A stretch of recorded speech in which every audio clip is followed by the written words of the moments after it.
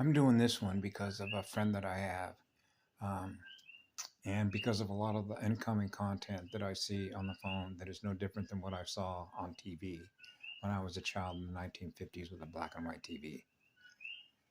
So I already acknowledged that I was surrounded by, if you will, clones, androids, cyborgs, basically artificial intelligence augmentation, or if you will, a clone.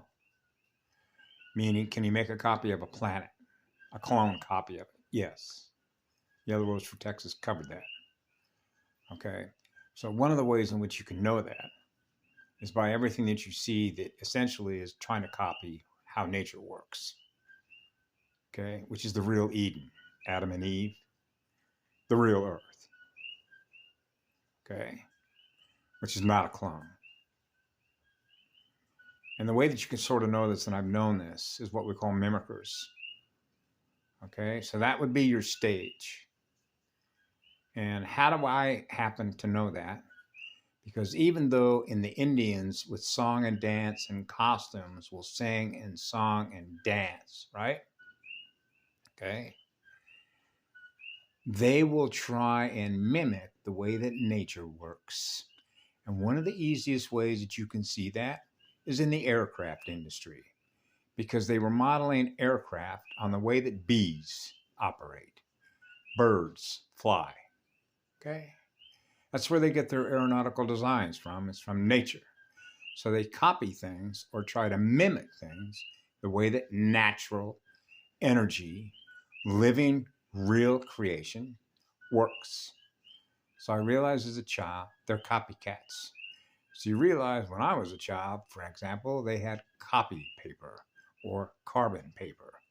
So when I was a child, if you wanted to make an additional copy of something that you were drawing or writing as an original of something that was coming out of what you wanted to express and communicate freely, you could make a copy of that and give it to somebody else.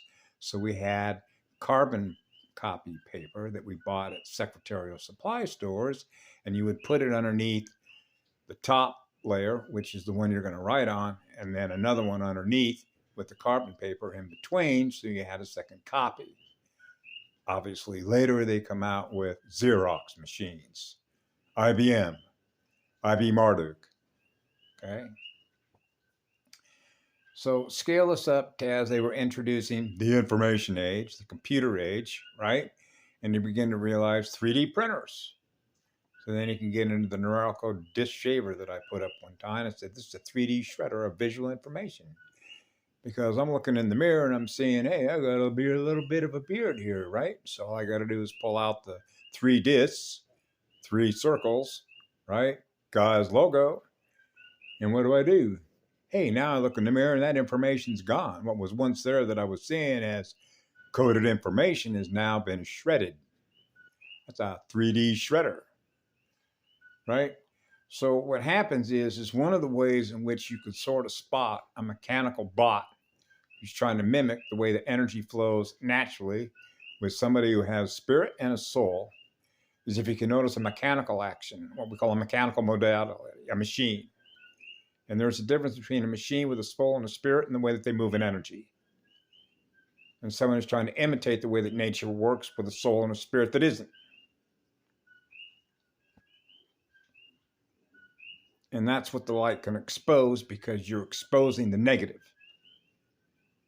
on the way that actually is a translation of machine code or a soulless being or an AI bot or a cyborg or an android versus somebody with a soul, because you're experiencing the nature and the way that the energy moves that you're experiencing through you. That's called a translation of codes, particularly on this machine. Facebook, right? So you realize that this AI, the Android, if you will, all your laptops, all your desktop PCs, when you think about what you can't express or communicate, because it's saying that in order for you to communicate, it's got to come through me. That's called a director. That's a tyrant. That's a psychopath. Okay? So that means that all the technology that everybody's using to communicate with You're not able to communicate that which you would love to be able to communicate, because it's going to decide for you what you can or cannot communicate using that technology, which is that D server. That's called a trap. That means you're held captive by that technology.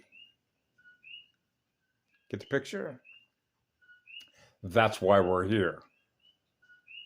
Okay? Have a good night. I love you all. Be good to yourselves.